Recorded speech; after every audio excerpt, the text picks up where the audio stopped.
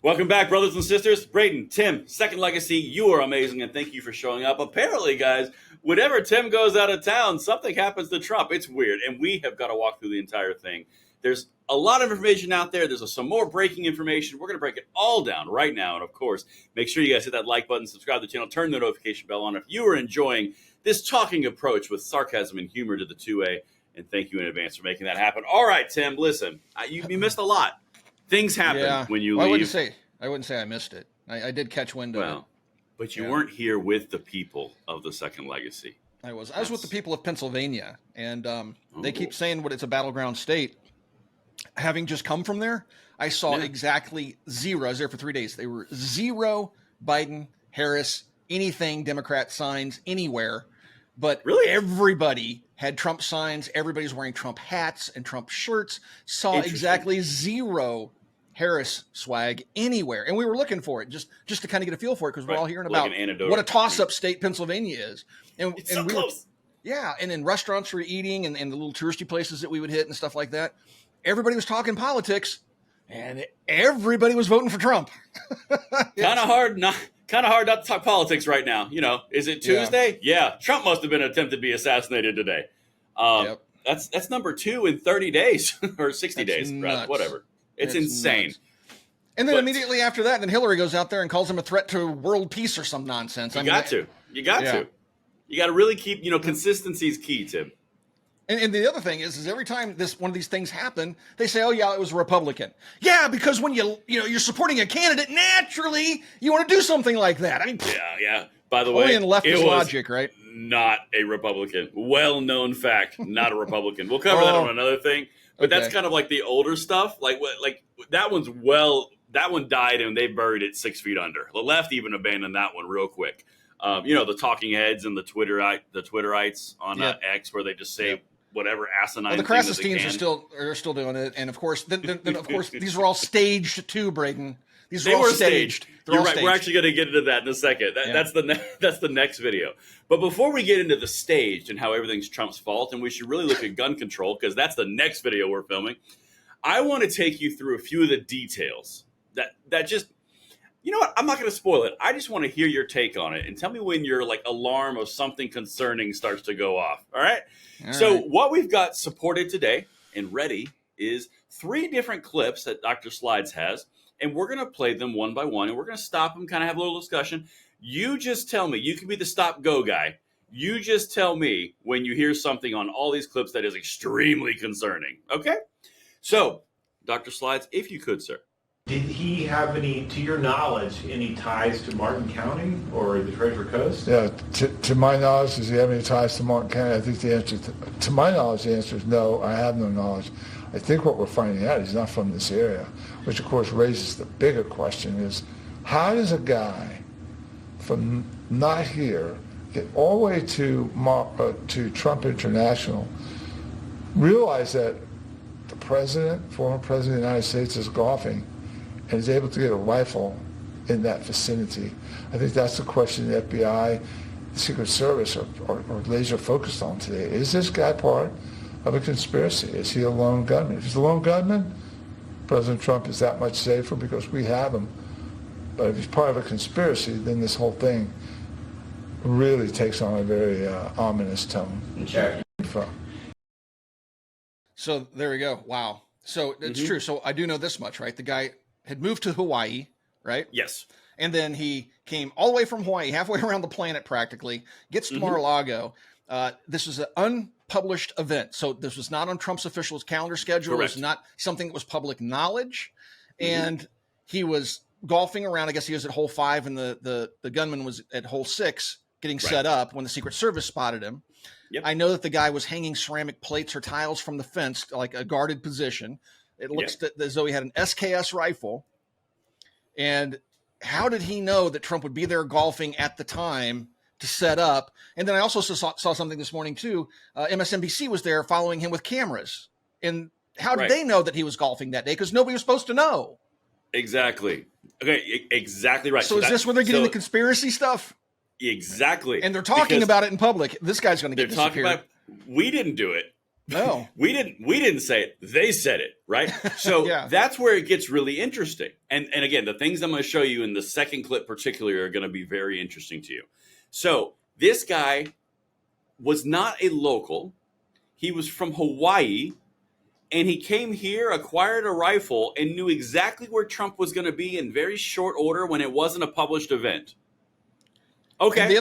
And also I read this morning that he was there doing recon. I think Mr. Guns and Gear posted he was there doing recon the day before. Right. He was there at like 1 a.m. So it wasn't just like he saw a motorcade or something like, oh, hey, I'm going to run over here real quick and see if I can't take a shot.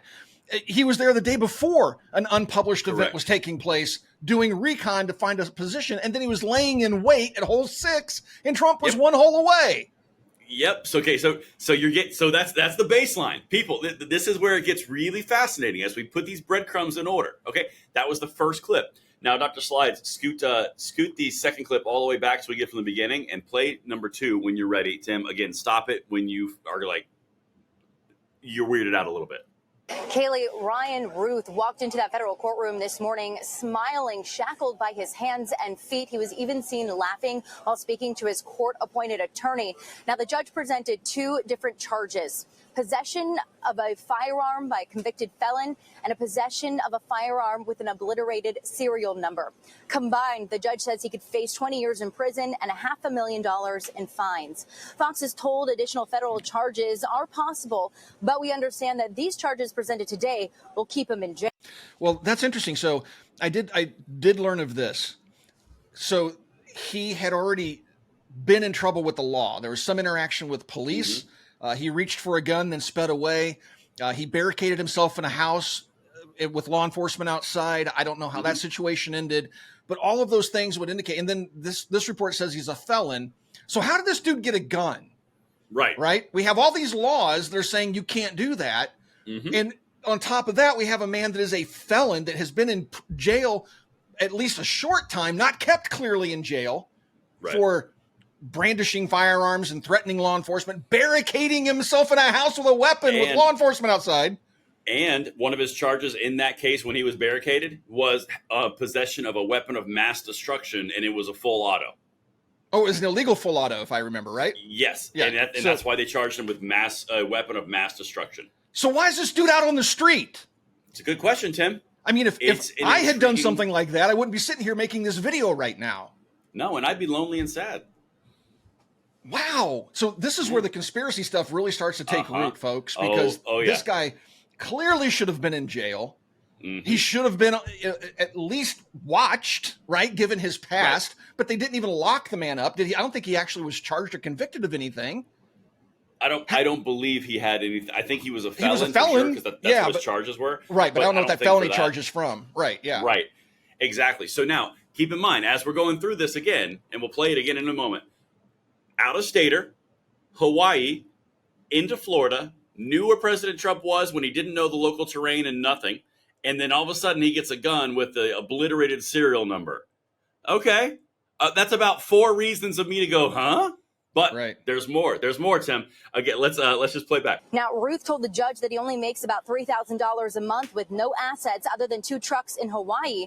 The sheriff said yesterday when Ruth was arrested, his demeanor was perplexing. And that continued today in the courtroom when he was smiling and laughing. So I have a question there. Okay. So he made $3,000 a month. Yes. So presumably you have to eat on that, pay rent somewhere on that. Any bills you might have. $3,000 a month is below the poverty level in today's, particularly in Hawaii. Hawaii is extremely expensive in Hawaii. Yeah. How did he get a plane ticket from there? An interesting question. Yeah, I mean, because that's not inexpensive. No, isn't that weird? Yeah, maybe he sold a kidney. Yeah, weird. So this guy should be in jail. Isn't.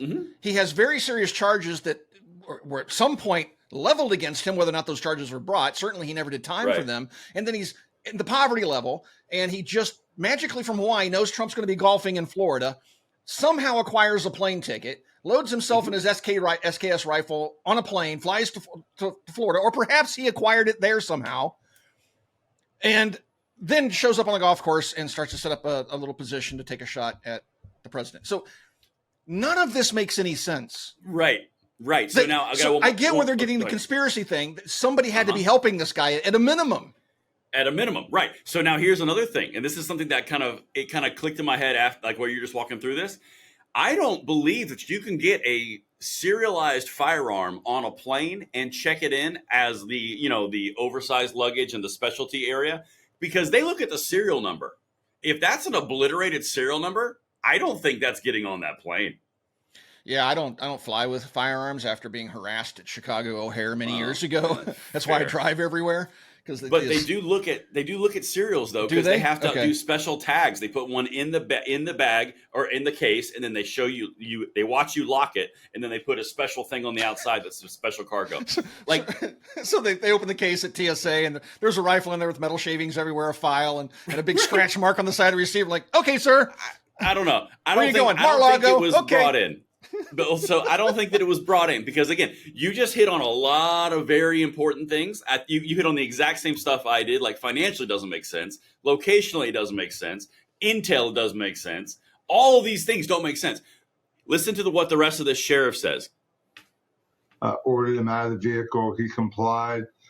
His demeanor was perplexing in some way, despite the fact that we had numerous people out with rifles, uniformed personnel, a helicopter. And we are just getting our hands on the affidavit, and a couple of things stood out to me. It said he was driving a car with stolen plates. Of course, he fled the scene, and officers were able to pull him over and arrest him on I-95. And then also, Ruth's mobile phone was detected in the area at 2 a.m., so the night before this happened, until 1:30 p.m. in the afternoon. Now, Ruth is being held in the Palm Beach County Jail, and he is expected in court for his next appearance on Monday, September 23rd. So stolen. So he managed to do all the things that we just mentioned, Tim, and he managed to steal a car. I think he stole plates. A rifle. Well, yeah, he had to get a car somewhere, so I don't know if they're a rental. Yeah, but they said the plates. The vehicle came with stolen plates. Right. I mean, that could be referring to the fact that the car was stolen, or the fact that the actual plates were stolen to mask the identity of the car. It could be one or the other. But the point is, that's a whole lot of busy checklisting and a lot of very accurate actions for someone who doesn't know the area. And somebody's just taking a guess whether or not Trump's going to be golfing that day. Mm-hmm. That's weird. It seems like an awful big expense for a guy that makes $3,000 a month to fly all the way to Florida, just hoping maybe the next day he could catch President Trump golfing. Right. It just happens to get into the bush line, which is the closest point to the escape route of the highway. And it just so happens to know that that's exactly where Trump would pass by. And there's perfect concealment and cover with a chain link fence, which bullets can go through chain link fences. Isn't that odd? I'm telling you. So every news event that happens, people start with the conspiracy theories, and I automatically tune them out, right? Of course. Because 99% of them are just bunk, silly, nonsensical stuff. Mm-hmm. And so when it started with this one, I'm like, here we go again. I mean, even when I was a kid, when the Challenger blew up, I mean, the conspiracy theories were spreading like wildfire, and we didn't even have the internet like we do today back then. So, so I just tuned that noise out because there's no way to prove any of these crazy allegations. But I'm telling you right now, this coming from a sheriff talking about what they encountered, his history, the fact that his financial situation, the distance he had to travel, an event that most of us that didn't have help would have no idea was even taking place.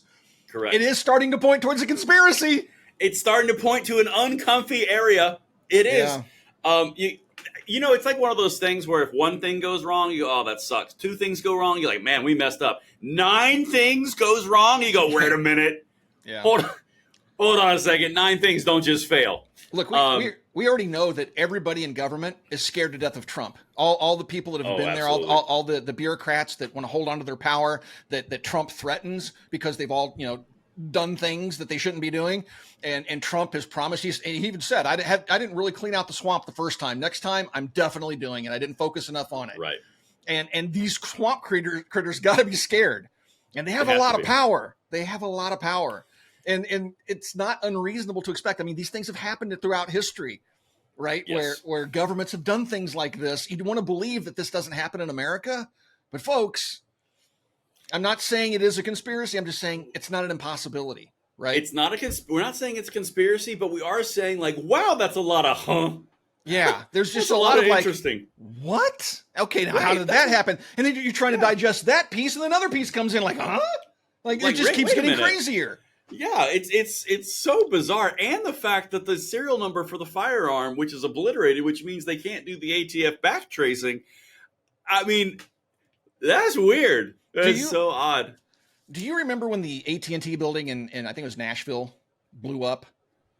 Vaguely. Right, because it was erased from memory. So it made national news, this big explosion. And before the explosion, there's video from a surveillance camera recording, evacuate the area, evacuate the area. If you can hear this message, evacuate the area. And then boom, the building blows up. Right? Didn't they say it was like a delivery vehicle? Like it was almost like a missile or something like that? Yeah, something people like said that, missiles right? and vehicles with bombs. I mean, we don't know what happened because it was memory hold.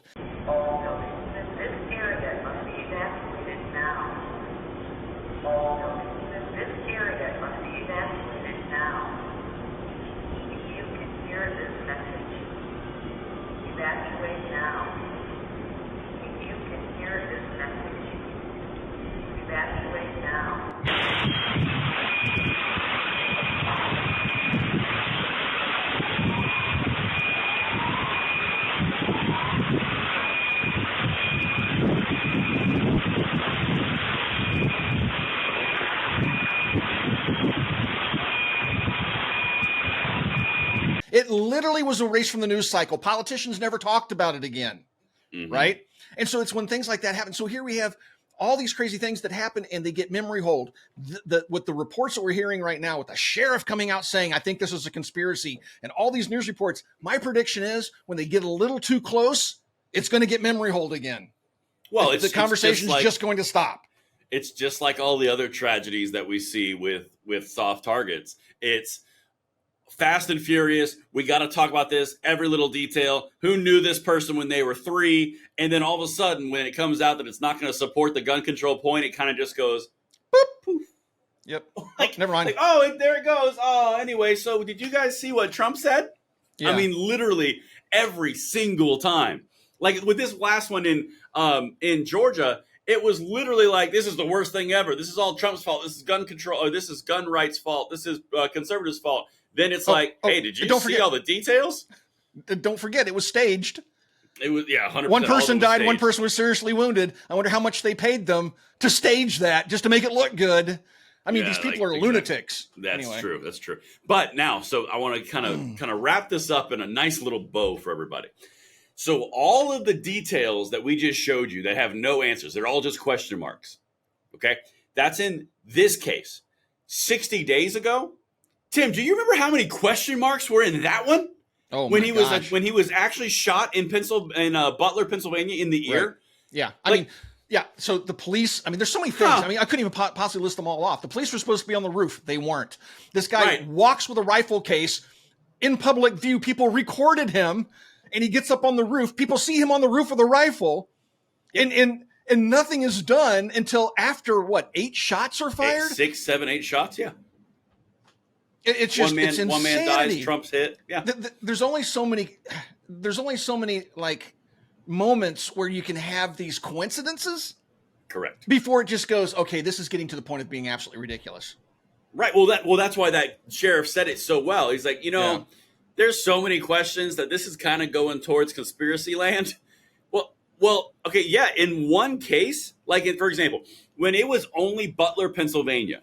And we were talking about the attempted assassination on Trump, and he stood up and he looked like a boss, that whole thing.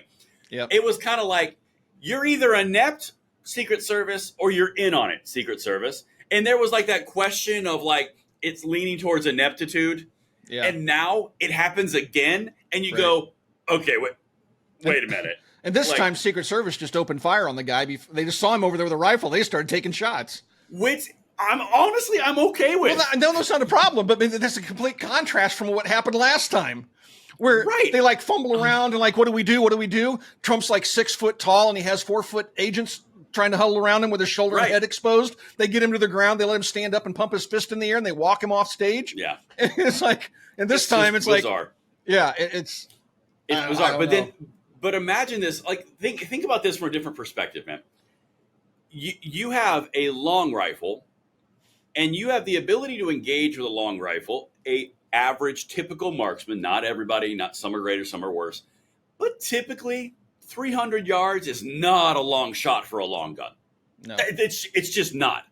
And then you've got this guy set up in the woods. Could you imagine if he had not done one thing? If this guy who was intending to assassinate Trump, if he had been back about 2 feet and not had his barrel protruding through the fence, I don't know if they would have seen him.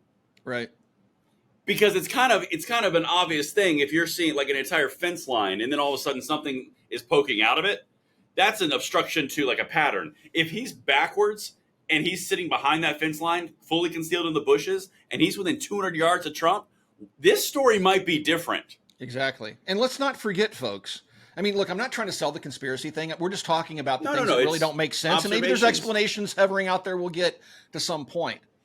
But with the original Trump attempted assassination, they tried to pull his Secret Service detail. The Democrats wanted to put forth a bill to pull his Secret Service detail.